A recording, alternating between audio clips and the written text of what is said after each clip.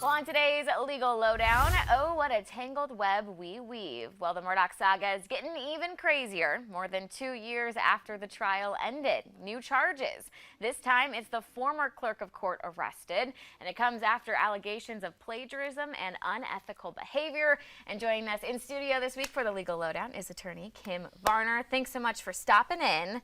The Murdaugh saga, it never ends. It's a never-ending story. It has all the elements for It drama. really does. It really does. So 1 week ago, the former Colleton County Clerk of Court, Becky Hill, was arrested on some charges of misconduct in office and obstructing justice. She was the clerk of courts during the Murdaugh trial. What is she exactly accused of doing that resulted in these charges? In regard to the misconduct in office, and this is probably the weakest part of the state's case, they say that she used her office to promote a book for fame and glory and power. That's a matter of intent. That's a little difficult. The other one is that she gave herself bonuses and raises of $10,000 to $12,000. That's a problem for Becky without any question. She is also charged with perjury. When she was in front of former Chief Justice Jean Toll, she asked her specifically and directly, "Did you let anyone else look at the evidence?" And she said no. Well, apparently there is evidence. Other people saw it, and there were some photographs and such. That's going to be a difficult case for Becky. I mean, it's a long road to hoe for her. Also, in regard to that's the obstruction of justice, is where she let people look at the pictures or a person look at the pictures. So she's got basically 4 charges: the book, the giving herself raises, the tampering with the jury, so to speak, the obstruction of justice by showing the evidence, and then the perjury charge. It's very serious. They're all felonies. Yeah, that sounds pretty seriously. And we were talking, I mean, she came under fire a long time ago, seemingly never facing any actual consequences. So were you surprised when she was finally arrested? Did you think these charges would ever come? Oh, I was not surprised at all. I think that the whole nation was watching this case for many reasons. But she is a representative of our justice system in South Carolina, in which the whole country is watching. And I don't think there was any question that she was going to be arrested. I'm a little surprised it was only 4 charges, but it's not surprising also. SLED made sure they had all of their evidence. It took a while. So I'm not surprised at the length of time, and I'm not surprised at all that she was in fact arrested. And when you, I mean, as an attorney, heard some of the things that she admitted to saying to jurors during this trial, I mean, what stood out to you? I remember being shocked when we learned that she was driving some jurors home at night. The entire actions of Becky shocked me. First, she is the clerk of court. She's in charge of all the evidence and the case files. She is to make sure at the end of the day this evidence is secure.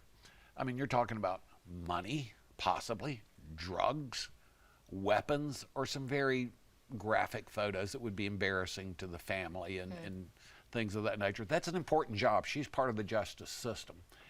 And I'm absolutely shocked that she allegedly let someone look at these photographs. Some of the things that came out in the trial, I don't know how many of the viewers remember all the details, but we had the egg lady. As it turned out, she was one of the not guilties, and you can't help but wonder. Becky kept an eye on that jury and actually participated inappropriately. She kind of knew what the count was, and all of a sudden, that lady was gone. And for her to be on the news and promoting her book, it was inappropriate, if not illegal, and disgraceful. And driving jurors home, that's unheard of. Because part of what the clerk does, and the bailiffs also, is to make sure when a jury is hearing a case that there is no contact with them whatsoever. They are to decide a case based solely upon the evidence as admitted by the judge, through testimony or exhibits.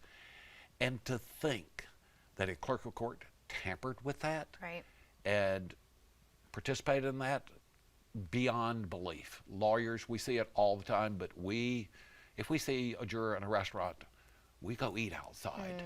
I mean, you don't do that kind of stuff.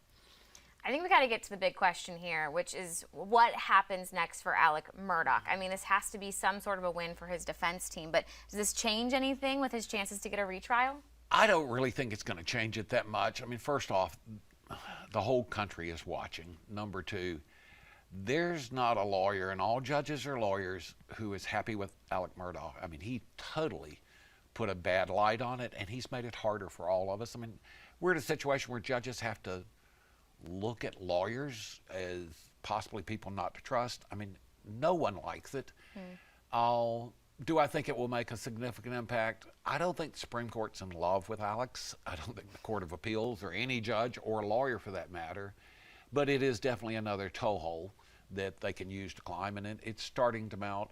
And it really bothers me immensely that the clerk of court, I think, tampered with this jury, but she certainly did inappropriate things.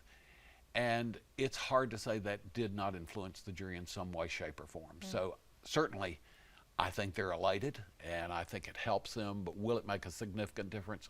I don't really think so in the end. Okay. Well, obviously we will continue to cover the Murdaugh trial and what comes out of anything with Becky Hill, but thank you so much for stopping in for the Legal Lowdown. And to find the latest on Becky Hill and the Murdaugh saga, you can head on over to our website, foxcarolina.com. Thank you, Haley.